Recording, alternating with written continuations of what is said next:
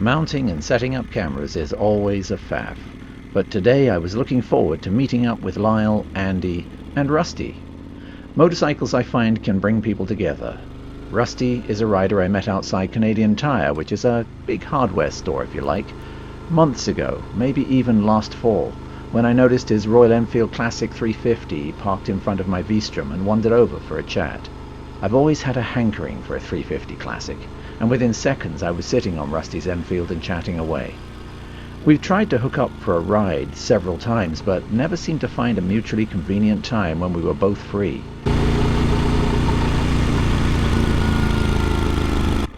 So, when Rusty texted me this morning at the last minute and told me he could make it on this ride after all, I was happy, and he hooked up with me, Andy, and Lyall down at the Nanus Petrocan. As they had never met, Andy and Rusty unwittingly ended up riding together on the way to the Petrocan, each wondering if they were going to be riding buddies a little later. As I swung in, there they were, already getting to know each other. Rusty. Hey, Rusty. How you doing? Pleased to meet you. You're Andy. Andy, yeah. Motorcycles bring people together. Well, you've got very similar gloves to mine. Rusty is on his Vstrom 1000, a few years newer than mine and with spoked wheels which look attractive but apparently are a bit of a bugger to clean. He and Lyle will be the most comfortable on today's ride. We're both wearing the same gloves and jackets by Goldtop, and if you're interested in those gloves or those jackets, please click the link below. It won't cost you any more and it will add something to my channel. They're great. Yeah, that RT. I still love the styling of that thing. Yeah. Lyle, over at the pump, was filling his beautiful circa 1980s R100RT, rekindling Andy's often mentioned desire for an R100RS, as he owned an R65 RS many years ago after he moved from the UK to Calgary. I'm the odd one out here, as one of Rusty's other bikes is also an older monoshock R65, which, if my memory serves me correctly, I've seen as he and his wife whisked past me once while I was filming a stretch of my favourite riding loop, and he texted me later to ask if it had been me.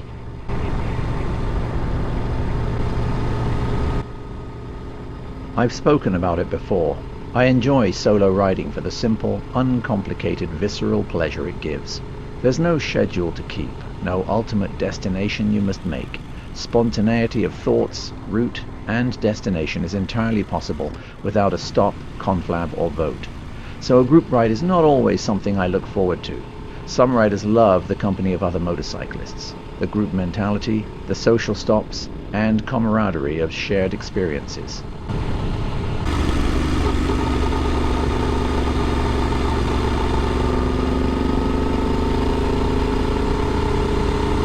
The feeling of a shared identity and the presence of so many motorcycles together can be a safe way to travel, if you don't mess about and goad each other on. Ahem. But today I was looking forward to this ride, the company and the destination. And today we're off to somewhere that has to do with aircraft and history, two of my favorite interests.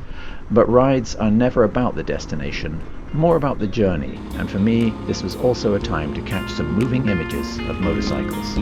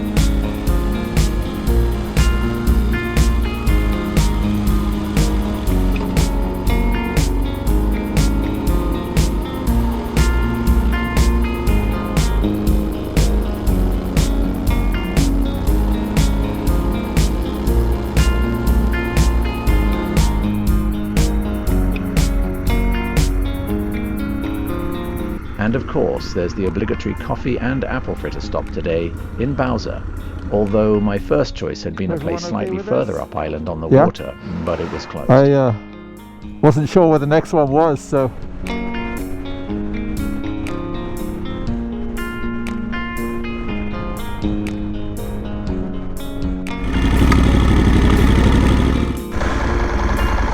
I've always loved aircraft, flown some even, and started my life gliding at the age of 8. History is also a big part of aviation, as it is motorcycles.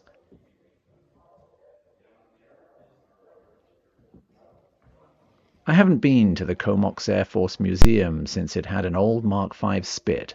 I believe it was called the Y2K, an ex-RAF and South African Spitfire if my memory serves me correct, and that was back around 2008. So I was looking forward to this visit.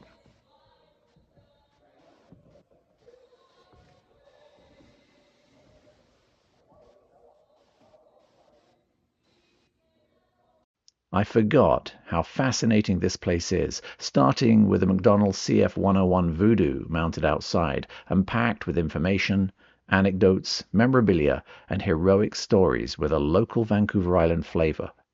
I could have spent the whole day in this place, drinking up the history, and will pop in again soon just to lap up some of the atmosphere and the nostalgia.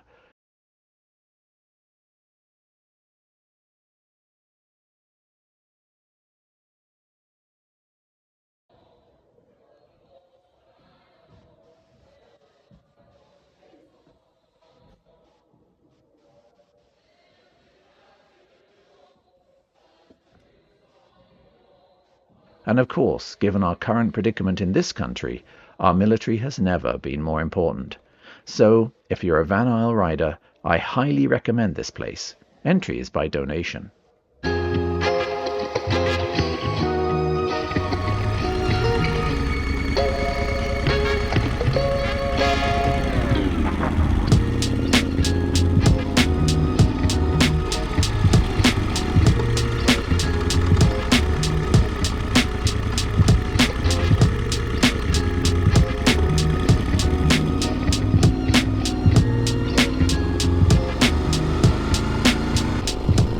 As I mentioned earlier, hooking up cameras is always a faff. I would like to attach them to other riders' motorcycles on rides, but that's fraught with complications. Firstly, it can make some riders self-conscious. Whenever I hook up a camera to my own Husaberg and go dirt riding, I generally have at least one off, because I'm initially more hesitant and more self-aware, or, more often than not, I get too much bravado and attempt a maneuver which will have a marginal chance of success, although it might look good on film. Often it does, because I've come off. Other issues with attaching cameras to other riders' bikes are that it can be fiddly to find interesting places or functional places to mount the camera that show the rider and motorcycle without scratching, altering or damaging the motorcycle or the helmet permanently. And even in the unlikely event that one of the other riders is amenable to having a permanent mount attached to their prize helmet, having a camera pointing forward off a helmet often doesn't show any more than the clocks and dials. You could be on any bike, and you're not going to see the rider, so it doesn't offer much more.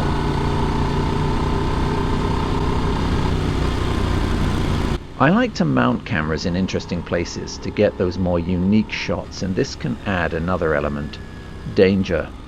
Having a camera mounted on a pole on the front of a bike is definitely one of those, as is off the side. I've developed a sixth sense when I'm filming, and I'm always hyper aware of my rigs which potentially can interfere with road use, safety, and other riders, pedestrians or even cyclists. You'd be amazed at how few people actually notice a camera projected 4 or even 5 feet in front or beside a motorcycle that's actually coming towards them. I'm not sure what that says about drivers. Well, actually I am, but I'll stop right now on that one. Cornering, allowing clearance for road signs, allowing clearance for trees, parked cars, bicycles, or even vehicles in front, and other vehicles who want to whip close to you in traffic are all issues with this system. Essentially, you have to think that you're a car, and use the road accordingly. Then, a mount failure could cause an accident, and I don't want to go there. I'd find it hard to forgive myself if a friend and rider ended up on a slab or in a hospital because one of my mounts failed on them.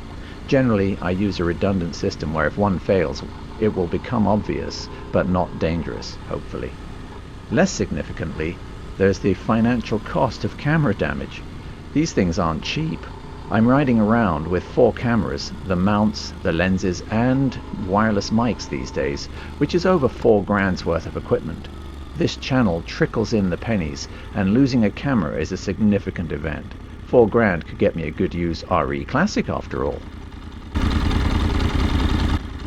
Well, as you can see, Rusty departed at the end of the ride, and the rest of us decided we would end the day with yet another attempt to get into my local Rusted Rake brew pub, which is just down the road from my house. But the 45-minute wait encouraged a backtrack back to the Rocking Horse pub a few minutes away. You'd think 4 retired guys would get it and not go for a ride on a Saturday, which is always busy there. Middle of the week, much better. We'll try that next time. So, despite my ornery note about riding in groups, this was a great day, one which we all enjoyed, I think. And I can see why so many motorcyclists like riding together. Next, perhaps I'll test the waters of my local coffee shop. There's a motorcycle group that meets there on Sundays, as Vincent, what a great name, a friend of mine reminded me a while back. Mental note, I've got to do that sometime. Apologies for the blue Marble Rider-centric camera work then, but I hope you enjoyed this little jaunt up Vancouver Island's east coast from Nanoose to Comox with Rusty, Lyle and Andy, even if you didn't see them very much, and of course, myself. Cheers, and I'll see you all in the next one. This is the Blue Marble Rider, out. Took me a bit of a wait. Yeah. I believe how well they're doing. Oh yeah.